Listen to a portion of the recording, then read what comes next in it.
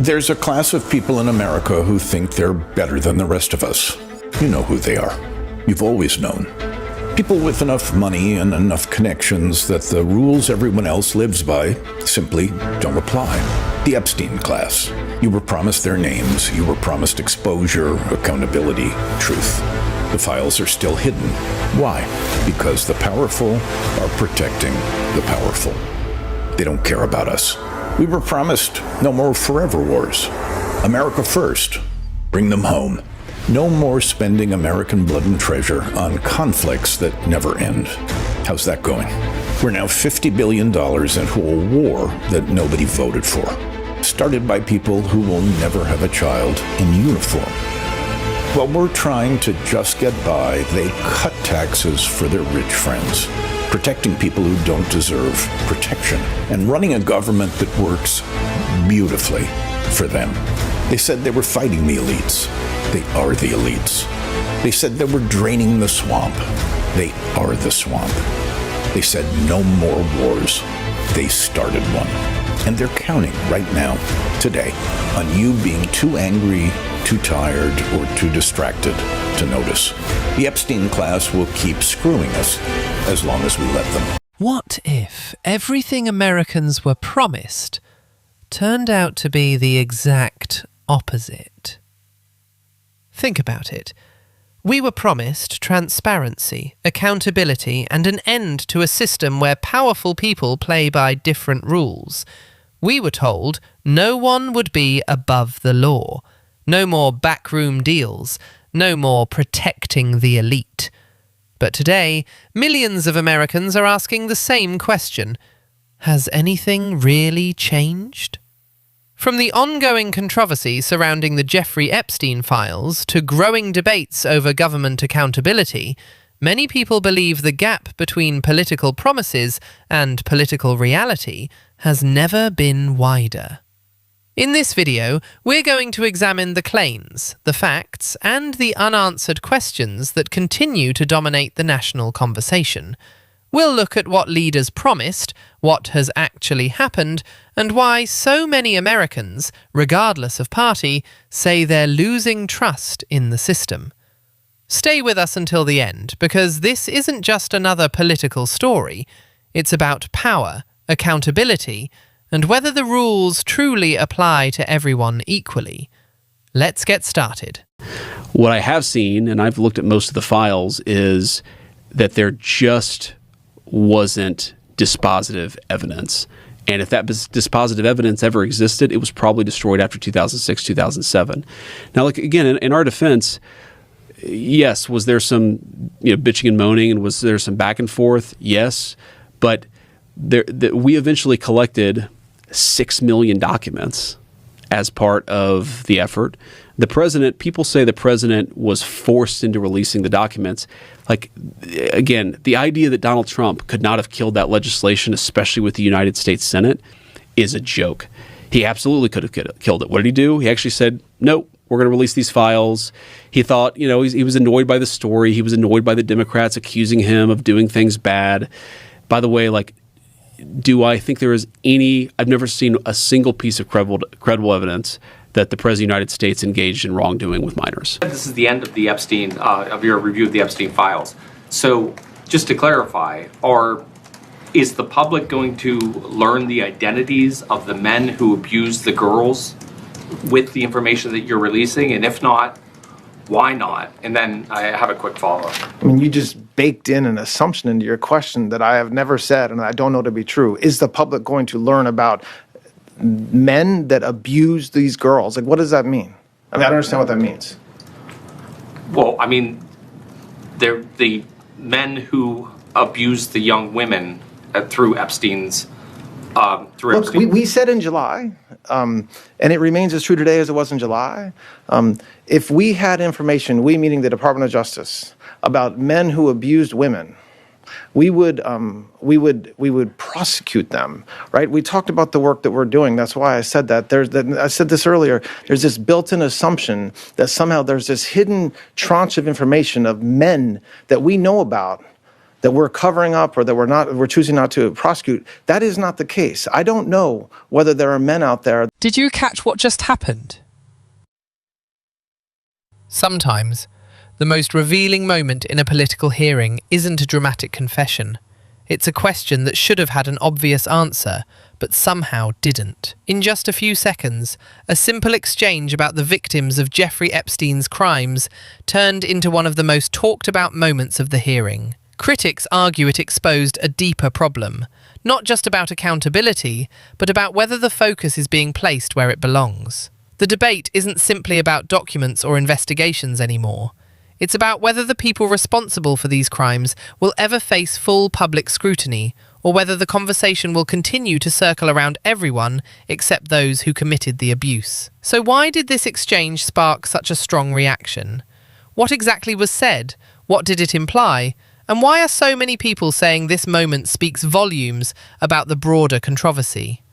Watch closely, because we're about to break down the exchange frame by frame, and you can decide for yourself what it says about the hearing and the questions that still remain unanswered. Because everybody in politics has a vice that's much worse than alcoholism, is the way that I put it. But we release the list.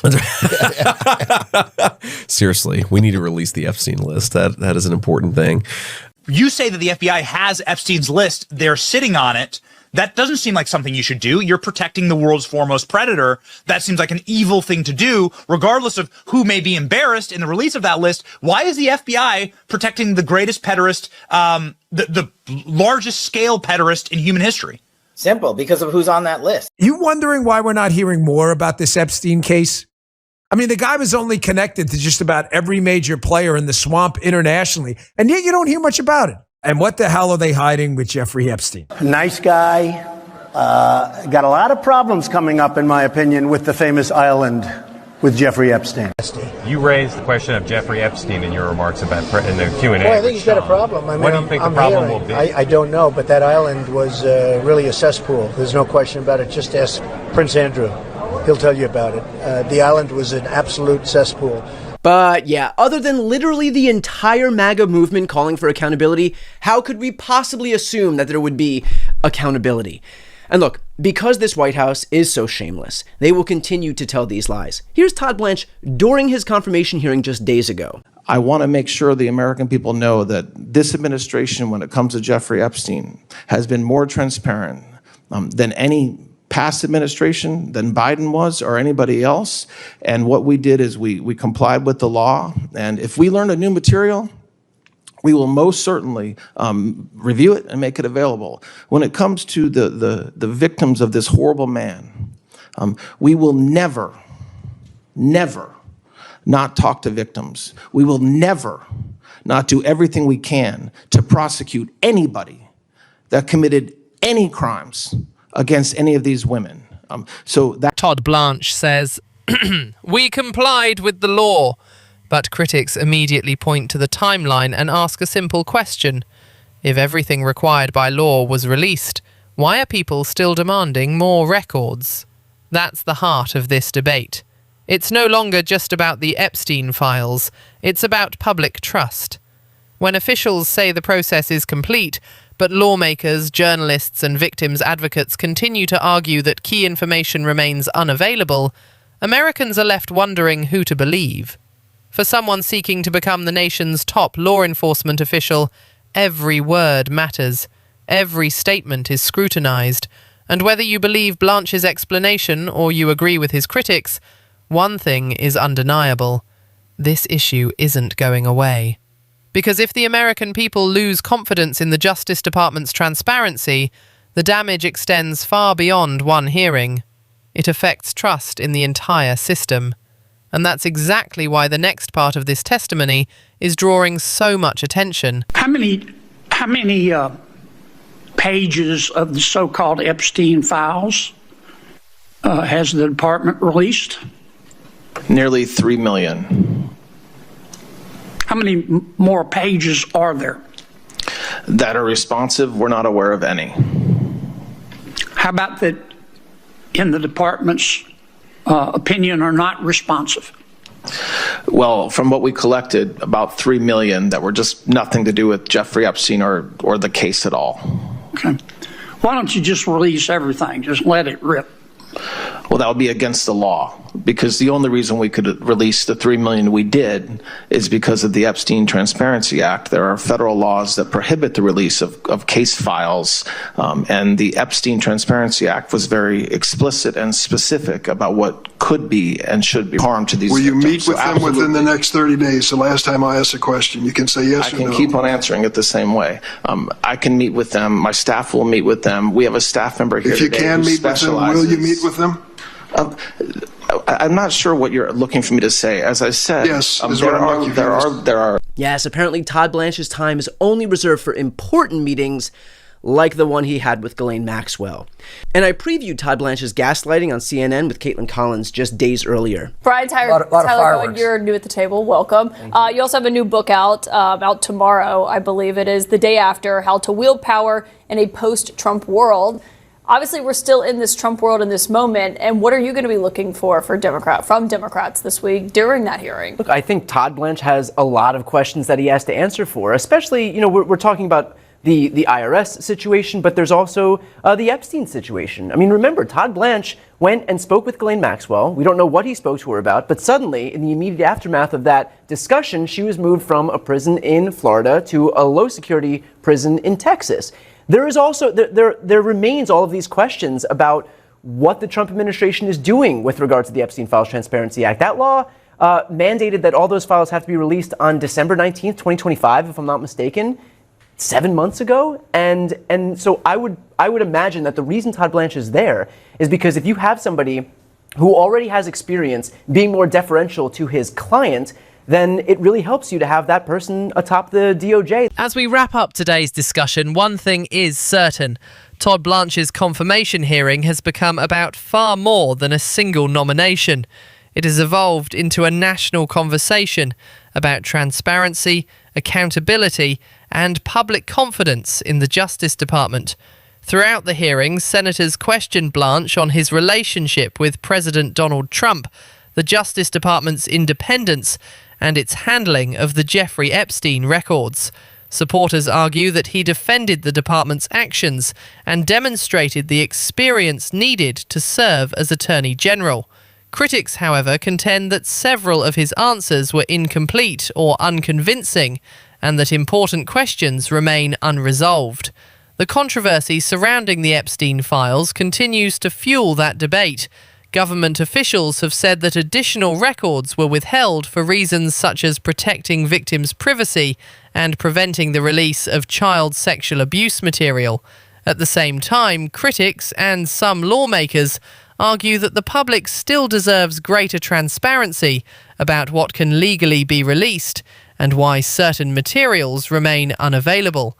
Those competing perspectives are likely to remain part of the national conversation. Regardless of political affiliation, most Americans can probably agree on one principle: justice should be applied fairly, transparently, and without favoritism. Public trust in the legal system depends not only on the law being followed, but also on people believing that it is being applied equally to everyone, regardless of status, wealth, or political influence.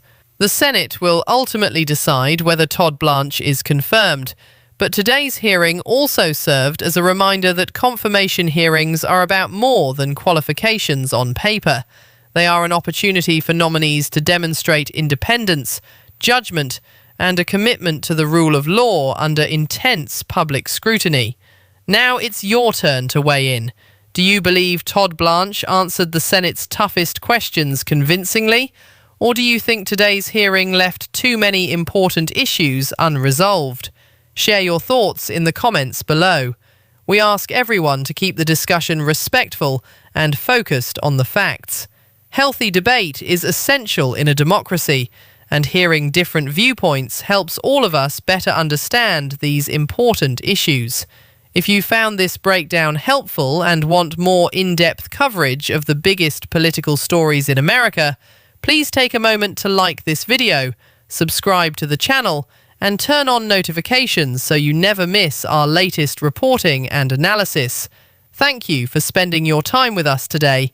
We truly appreciate your support and will continue following this confirmation process and any new developments surrounding the Justice Department and the Epstein files as they unfold. Until next time, stay informed, think critically, and we'll see you in the next video.